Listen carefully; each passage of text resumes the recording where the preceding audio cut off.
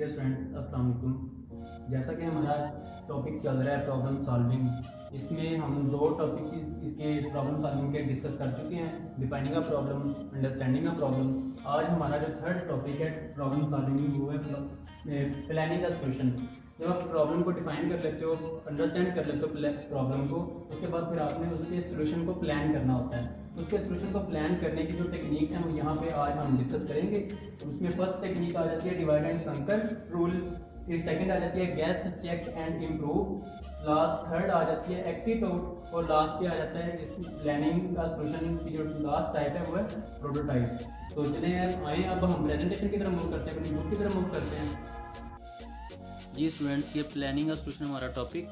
After analysing a problem we formulate a plan that may lead us towards the solution of a problem को analyse करने के बाद हमारा जो next जो हमारा टॉपिक होता है वो प्लान को फार्मुलेट करना होता है, जो हमें राइट सोल्यूशन की तरफ मूव करने में हेल्प आउट होता है।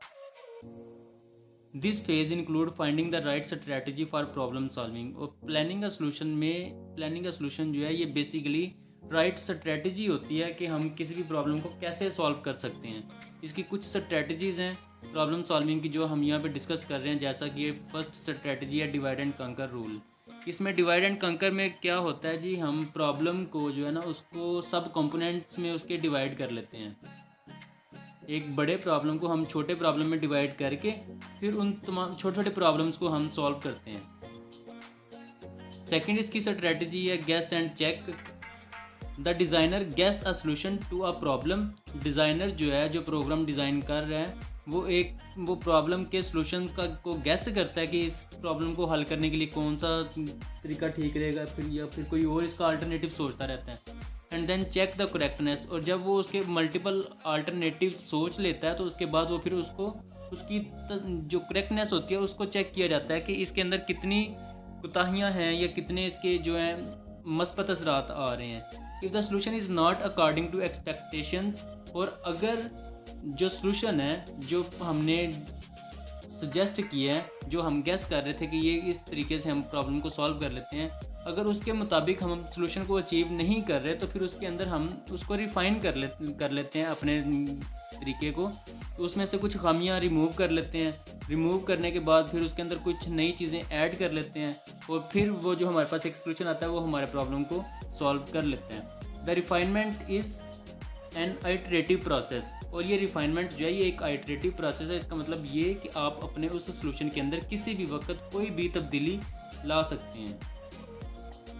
थर्ड हमारा इसके अंदर आ जाता है, थर्ड स्ट्रैटेजी जो है हमारी वो एक्टिव आउट है।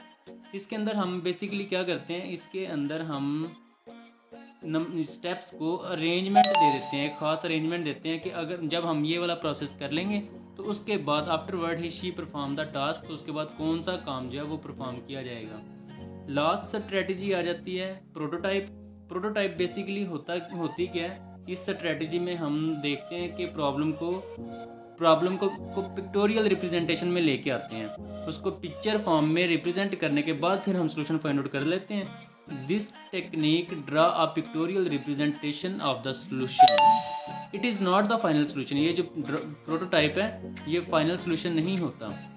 इसके अंदर इसको हम देख लेते हैं, इसको ड्रा करके देखते हैं बार बार किसी भी प्रॉब्लम के सोल्यूशन को हल करने के लिए। उसकी पहले हम फ्लो चार्ट बना लेते हैं उसका, फिर हमें अगर वो राइट सोल्यूशन नहीं दे रहा तो उसके अंदर फिर हम कोई ना कोई तब्दीलियाँ कर लेते हैं। However, it may help a designer to understand the important component of a solution. Basically इसमें क्या काम होता है, इसमें जो डिज़ाइनर होता है वो डिज़ाइनर ने जो प्रॉब्लम को सॉल्व करने के इम्पोर्टेंट कंपोनेंट्स हैं उनको डिस्कस करना होता है। The selection of a strategy. अब इनमें से कौन सी स्ट्रैटेजी को अपनाया जाएगा उसकी सिलेक्शन के बारे में बात है। The selection of strategy depend upon the problem. ये बेसिकली प्रॉब्लम पे डिपेंड करता है कि प्रॉब्लम हमारा किस टाइप का प्रॉब्लम है कि जिसे हम सॉल्व करने जा रहे हैं। It is quite important that one strategy may be more suitable to implement a solution then the other one. और इसमें यह भी मुमकिन है कि जो स्ट्रैटेजी आप सोच रहे थे वो आपके सोल्यूशन के लिए ज़्यादा बेटर ना हो, हालांकि सेकंड वन जो आपने नहीं सोची वो आपके सोल्यूशन के लिए ज़्यादा बेहतर हो सकती है।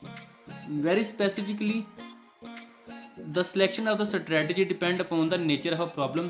ख़ास तौर ये जो स्ट्रेटजी हमने जो चूज़ करनी है वो प्रॉब्लम की नेचर पे डिपेंड करती है कि प्रॉब्लम किस नेचर के हैं। तो उम्मीद करता हूँ आपको आज के लेक्चर की समझ आई होगी। तो इंशाल्लाह नेक्स्ट लेक्चर में हम जो डिस्कस करेंगे प्लानिंग का सोल्यूशन के बाद कैंडिडेट सोल्यूशन होगा उसको डिस्कस करेंगे। तो आप हमारे चैनल पे ज़रूर आइएगा, इसको सब्सक्राइब करें, कमेंट सेक्शन में आइएगा। अगर किसी किस्म की कोई भी कंफ्यूजन होती है तो हमसे लाजमी डिस्कस कीजिएगा। थैंक यू स्टूडेंट्स, अल्लाह हाफिज़।